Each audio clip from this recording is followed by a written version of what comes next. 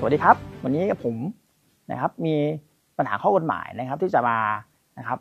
พูดคุยสำหรับความผิดฐานฉ้อโกงหรือความผิดฐานฉ้อโกงประชาชนตามประมวลกฎหมายอาญา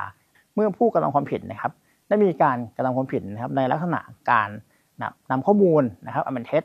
นะครับหรือข้อมูลลักษณะนะครับปลอมเข้าสู่นะครับระบบคอมพิวเตอร์นะครับไม่ว่าจะเป็นนะครับการนำข้อมูลต่างๆนะครับมา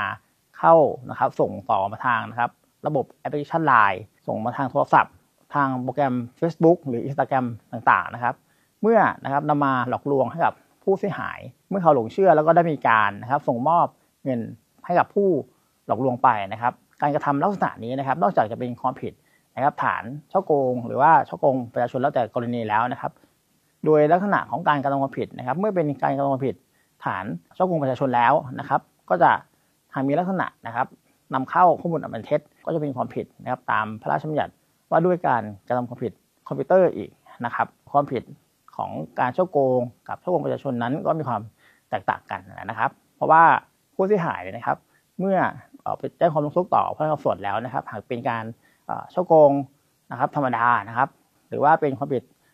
เรื่องของนะครับนำข้อมูลอันเป็นเท็จเข้าสู่ระบบคอมพิวเตอร์โดยเป็นการที่น่าจะก่อให้เกิดความเสียหายแก่บุคคลหนึ่งบุคคลใดนะครับเมื่อแจ้งความร้องทุกข์แล้วนะครับสามารถที่จะนะครับท้องคำร้องทุกข์ได้ยอมความได้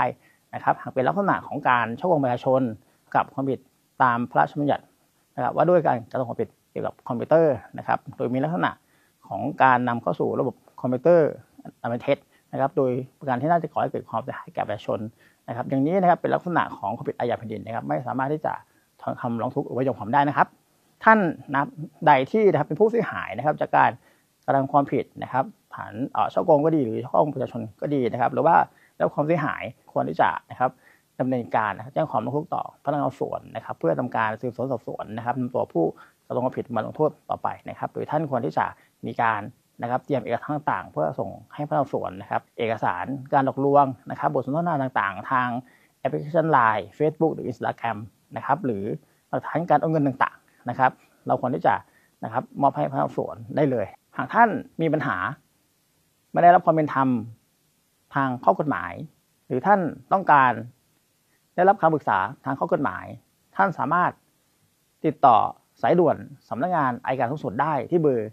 1157ได้ครับสวัสดีครับ